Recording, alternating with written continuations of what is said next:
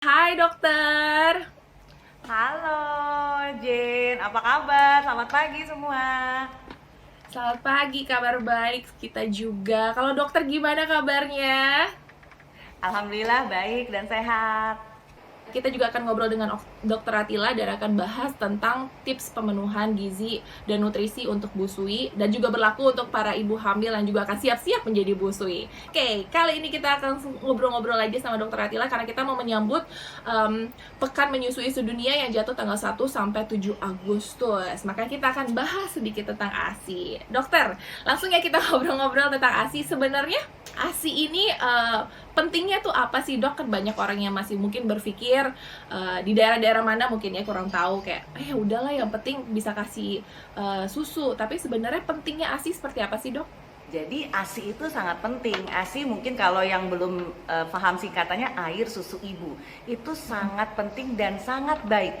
Paling bagus makanan bayi newborn baru lahir sampai usia 6 bulan ada ASI eksklusif. Jadi tidak ada yang menggantikan, tidak ada susu formula manapun yang bisa menggantikan si ASI.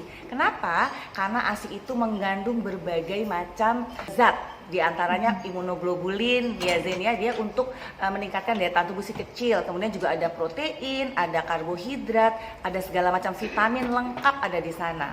Apalagi waktu baru lahir nih Jen, jangan lupa nih ibu-ibu di rumah begitu si kecil lahir langsung IMD. Fungsinya apa? Untuk supaya mendapat kolostrum. Nah, kolostrum itu penting banget untuk daya tahan tubuh si kecil. Memang jumlahnya nggak banyak loh Jen, kolostrum itu cuma 5 sampai 10 cc aja. Tapi bukan berarti wah sedikit nggak apa-apa lah, enggak, justru itu yang paling bagus. Nah, untuk ibu di rumah yang sedang menyusui atau yang lagi hamil mau melahirkan, tidak ujuk-ujuk begitu bayinya lahir ASInya keluar loh. Itu ada persiapannya. Jadi mungkin udah pernah denger dong 1000 hari pertama kehidupan. Jadi artinya Jen itu begitu konsepsi, begitu dokter kebidanan menyatakan oke, ibu hamil selamat ya gitu. Nah itu artinya sudah dihitung mulai 1000 hari, dari awal 1000 hari sampai usia 2 tahun.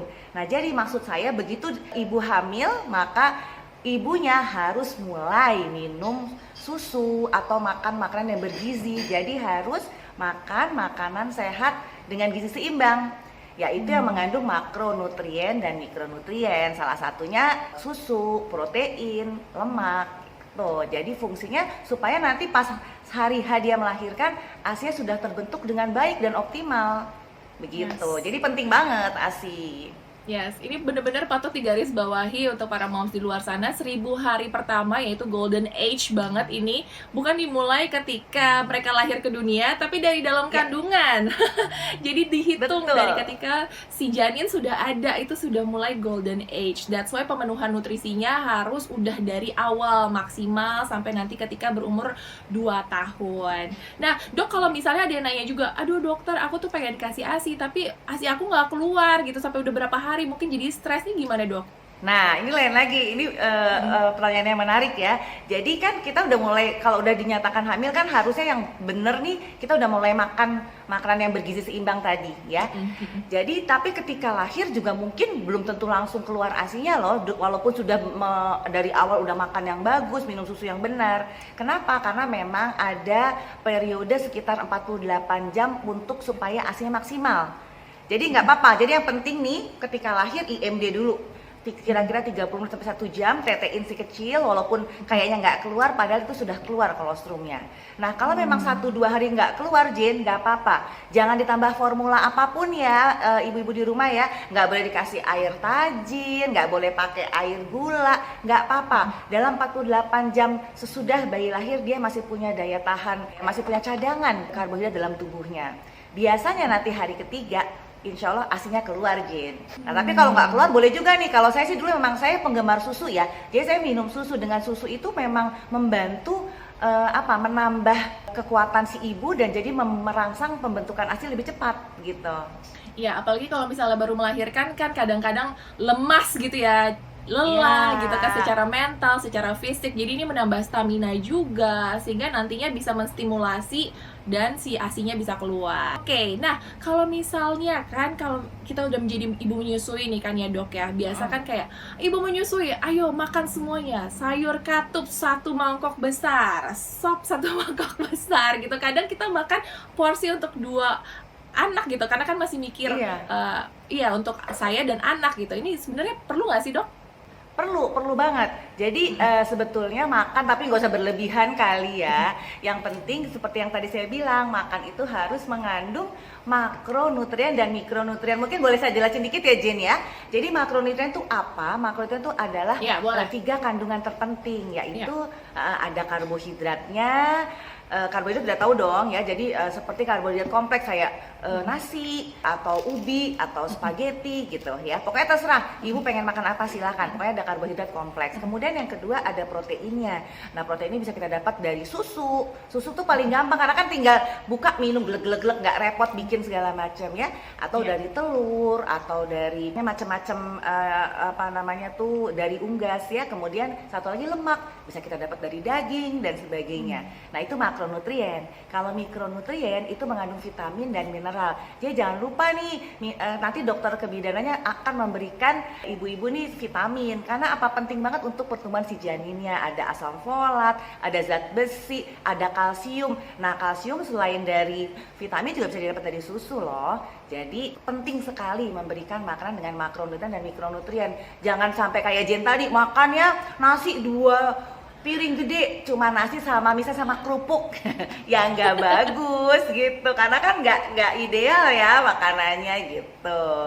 Oke, tadi kan ngomongin makro sama mikronutrien, banyak juga ibu-ibu di luar sana yang mungkin juga berpikir aku kayaknya ada sensitivitas misalnya di pencernaan atau ada alergi, takutnya juga kena ke anak, jadi semakin memilah-milah makanan gitu. Belum lagi sekarang kan banyak yang diet-diet yang ada di luar sana, misalnya ada yang vegan atau apa. Boleh nggak sih dok sebenarnya kalau ternyata topiknya menjadi alergi, takutnya turun ke anaknya, ini seperti apa yang harus solusinya? Ya, jadi ini menarik untuk alergi ya. Tapi sebenarnya sudah diteliti nih kalau misalnya alerginya alergi apa dulu Jen. Kalau alerginya misalnya alergi debu atau alergi udara dingin, ya hantam aja makan, nggak apa-apa, silahkan loh ya. Jadi sudah ada penelitian, bukan berarti ibunya alergi terus harus pantang makan ini makan itu, nggak boleh makan telur, nggak boleh makan ikan, nggak boleh minum susu. Nanti gimana janinnya? Takutnya tidak berkembang dengan optimal. Jadi nggak usah. Kalau memang ada cerita alergi ibunya misalnya kena debu bersin atau misalnya kena udara dingin kali gata, tetap boleh makan aja ya. Makan yang bergizi yang tadi saya sebutkan, makronutrien dan mikronutrien harus tetap terpenuhi selama hamil dan selama ibu menyusui tentunya ya. Hometown Neighbor semuanya, ini merupakan nutrisi yang benar-benar oke banget dan fresh gitu. Dan di sini juga dokter bilang bahwa susu juga bisa menjadi salah satu penambah stamina dan tadi memperlancar ASI pastinya. Tinggal minum aja kok, nggak pakai ribet. Oke, dok, akan kita lagi membahas sekarang kan relate-nya adalah lagi pandemi kayak gini dok ya. Kan pasti banyak yang lebih concern ibu-ibu yang lagi siap-siap mau melahirkan, kemudian ibu menyusui yang juga membawa anaknya ke rumah sakit. Ini kayak gimana sih dok kalau misalnya situasinya di tempat dokter praktek sekarang, protokol kesehatannya gimana ya dok kalau untuk ibu menyusui dan ibu lagi hamil ini? Jadi penting sekali kalau untuk ibu hamil dan ibu menyusui kontrol ketemu dokter kebidanannya. Juga bayi-bayi nih, kalau bayi-bayi di bawah 2 bulan tetap harus kontrol sesuai jadwal. Tapi kalau di atas 2 bulan kita dengan PPKM ini masih boleh mundur sekitar 3 minggu untuk imunisasinya ya. Nah tapi kalau bayi baru lahir gimana nih? Kan Hometown Neighbors bingung, tapi aku baru ngelahirin masa nggak ke rumah sakit ya kan? Ya untuk bayi-bayi yang baru lahir tetap harus ketemu dengan dokternya karena takut akan dilihat nih ada kelainan nggak, ada masalah nggak, karena kan pasti Hometown Neighbors belum jelas nih ya, duh anakku sehat apa enggak ya gitu kan, baru lahir kan. Nah caranya gimana nih? Pilihlah rumah sakit yang sudah memisahkan orang sakit dan orang sehat. Kalau di rumah sakit Brawijaya memang sudah dipilah tuh, jadi kalau misalnya anak sakit dia di lantai 1 sebelah kiri, tapi kalau anak sehat dia langsung ke lantai 5 dengan lift berbeda. Jadi kita harapkan si kecil, bayi-bayi kecil yang mau vaksinasi tidak tertular dengan anak-anak yang sakit. Satu lagi Jen, kalau tetap takut boleh pilih rumah sakit yang mengadakan vaksinasi drive-thru. Jadi artinya dia datang di mobil, diperiksa boleh langsung pergi. Tapi biasanya sih kalau bayi baru lahir lebih baik diperiksa ya, karena kan kalau cuma di mobil aja gimana dokter mau ngelihat misalnya apakah dia kuning, apakah dia minum susunya bagus, gimana berat badannya, ya kan? Gitu. Ya, ini penting banget informasinya tadi dokter bahwa memang ada vaksin-vaksin yang nggak bisa lewat waktunya, jadi semua harus tepat waktu karena sayang sekali kalau sampai lewat tidak mendapatkan imunitas yang sempurna untuk penyakit atau vaksin tersebut. Makanya benar-benar kita harus pastikan anak kita juga sehat terus gitu. Nah, kadang-kadang kita berpikir gimana sih kita tahu anak kita sehat atau anak kita lagi sakit nih dok? Kadang kan memang situasinya lagi di rumah aja gitu kan. Ada nggak sih gejala-gejala atau tanda-tanda yang harus diperhatikan oleh new mom nih, apalagi kan masih yang kayak aduh nggak ada yang bantuin ngurus. Biasa kan selama ini ada orang tua yang ke rumah atau ada teman, sahabat yang main ke rumah untuk memberitahu. Nah sekarang nggak ada, gimana dong dok? Jadi emang susah-susah gampang ya zaman saat ini ya, apalagi untuk new moms yang babynya baru lahir. Nah ada beberapa tips nih new moms di rumah ya. Jadi perhatikan aja, kalau si baby setiap 2 jam nangis teriak kencang, kemudian ketika kita berikan ASI dalam waktu 15 menit sampai 30 menit dia tidur nyenyak, nah itu artinya dia sehat. Ya, jadi pokoknya perhatikan dia harus tiap 2 jam atau 3 jam dia nangis untuk minta susu. Tapi begitu dikasih susu dalam waktu 15 menit sampai 30 menit dia langsung melepas ASI ibunya, kemudian dia tidur nyenyak, itu pertanda dia oke. Itu pertama. Kedua, lihat gimana nih pipisnya. Bayi harus buang air kecil itu minimal 4 kali, minimal ya 4 sampai 6 kali sehari. Dia tiap 4 jam harus dicek nih popoknya basah apa enggak. Kalau pipisnya berwarna bening, oke, alhamdulillah nggak apa-apa. Tapi kalau ternyata pipisnya berwarna pink atau orange, nah hati-hati tuh Jen, itu artinya dia mulai tanda-tanda si bayi dehidrasi. Jadi dia ada kekurangan cairan nih, mungkin asinya nggak banyak atau mungkin neteknya nggak benar. Nah itu harus segera ke dokter. Itu untuk buang air kecilnya. Yang ketiga new moms di rumah nih, perhatikan juga pupnya. Buang air besar si kecil, pupnya itu yang normal adalah warna kuning sampai hijau. Bentuknya seperti pasta, kadang-kadang agak cair sedikit nggak apa-apa, atau ada biji-bijinya itu normal. Tetapi kalau tiba-tiba newborn kita, loh kok pupnya warnanya putih atau berwarna dempul ya, nah itu nggak boleh. Itu sesuatu kasus emergency. Jadi kalau baby kita berwarna putih, pupnya ya berwarna putih atau dempul, harus segera ke dokter karena terjadi sumbatan di empedunya. Nah satu lagi berat badan setelah minum susu kita yang keempat adalah memperhatikan berat badannya ya. Jadi bayi itu yang sehat akan naik berat badannya sehari itu naiknya 25 gram pada newborn ya, pada bayi baru lahir sampai usia 3 bulan dia akan naik 25 gram per hari. Tapi bukan berarti tiap hari new moms juga nimbang ya, nggak boleh ya, nggak usah ya, nanti deg-degan hasilnya nggak keluar ya kan. Pokoknya prinsipnya gini, dia naik antara minimal 500 gram sampai sekilo per bulan untuk 3 bulan pertama. Idealnya sih 1 kilo per bulan untuk usia 1, 2, 3 bulan. Tapi kalau baru pulang dari rumah sakit, dia boleh turun 10% nih Jen. Jadi misalnya berat lahirnya 3 kilo misalnya ya. Terus di rumah hari kelima dia kurang 300 gram, jadi 2,7, masih aman. Tetapi hari ke-10 dia, hari ke-7 biasanya umur seminggu sampai umur 10 hari, dia sudah harus kembali ke berat badan lahirnya yaitu 3 kilo. Nah, kembali lagi kita mau ngomongin tentang menyusui atau breastfeeding ini sendiri. Sebenarnya dari dokter, kan udah banyak banget pasti yang nanya dan pengalaman dari dokter. Sebenarnya tipsnya apa sih untuk bener-bener, kan banyak orang yang ngerasa, dok aku kayaknya oversupply deh, tapi aku yang ada undersupply nih, gimana nih yang kayaknya nggak cukup untuk babyku. Tips untuk menyusui sendiri, versi dokter Atila, bagaimana dok? Tipsnya yang pertama adalah new moms harus happy. Kalau kita happy, ada namanya hormon endorfin di tubuh kita, dia akan bekerja optimal. Jadi kita dengan happy, ASI kita akan lebih lancar keluarnya. Tapi kalau kita udah moodnya udah jelek, kesel, udah itu langsung pengaruhnya besar banget. Jadi pertama, new moms di rumah, hometown neighbors, tolong be happy. Ya, senang bahwa kita mempunyai newborn bayi yang lucu nih, yang memerlukan ibunya untuk memberikan ASI yang banyak. Pertama, selain happy tentunya new mom juga harus itu tadi makan makanan dengan gizi seimbang dengan mengandung makronutrien dan mikronutrien. Jangan lupa minum susu ya. Saya suka menganjurkan juga karena kebetulan dulu saya juga ASIku alhamdulillah banyak.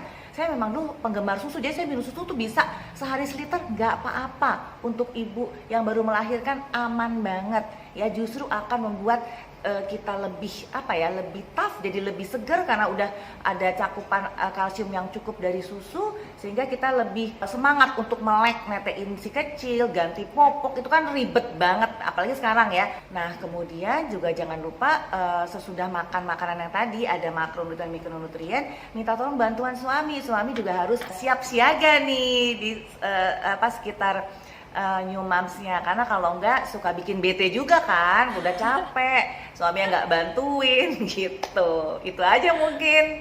Benar, itu hal-hal yang simple sebenarnya tapi sangat bermakna untuk seorang ibu menyusui ya. Nah, tadi kan juga dokter mengatakan sebenarnya kan sekarang ada penelitian juga terbaru ya dok yang bilang adalah gut brain gitu. Gut brain atau pencernaan yang sehat itu ngaruh juga ke otak, ngaruh ke seluruh badan. Itu seperti apa sih dok yang mungkin Hometown Neighbors belum tahu? Jadi betul, sekarang bukan sekarang sih, dari dulu, tapi sekarang sudah dipublish bahwa memang ada namanya gut axis brain. Jadi dari pencernaan yang sehat akan membuat tumbuh kembangnya lebih optimal. Kenapa? Karena di dalam saluran cerna kita itu 70% daya tahan tubuh tuh ada di saluran cerna nih Jen. Ya, jadi saluran cerna yang sehat akan membuat daya tahan tubuhnya lebih optimal. Nah, dengan daya tahan tubuh yang tinggi, maka tumbuh kembangnya dapat dikejar dengan optimal. Nah, gimana caranya? Yaitu tadi, caranya salah satunya adalah dengan memberikan makanan-makanan dengan gizi seimbang yang ada makronutrien dan mikronutriennya. Begitu. Jadi jangan lupa tetap jaga kesehatan saluran cerna karena dia 70% sampai 80% bahkan ada semua kekebalan itu ada di saluran cerna si kecil atau mams. Nah kemudian di situ juga akan ada hormon bahagia tadi, hormon happy. Dengan adanya hormon happy yang terbentuk dengan baik, maka yang tadi itu jadi sudah menjadi lingkaran yang baik. New momsnya happy, memberikan ASI dengan happy, bayinya juga senang dapat ASI yang bagus dengan cukup dan bondingnya bagus dengan momsnya, maka akan terjadi siklus tumbuh kembang yang optimal. Ih, senang banget hari ini kita kembali di-refreshkan dan kembali diingatkan lagi bagaimana sih pentingnya ASI, nutrisi juga untuk ibu menyusui seperti apa. Semoga makin banyak suami juga yang nonton ya, jadi mendukung terus istri yang memberikan ASI yang terbaik untuk anak-anak.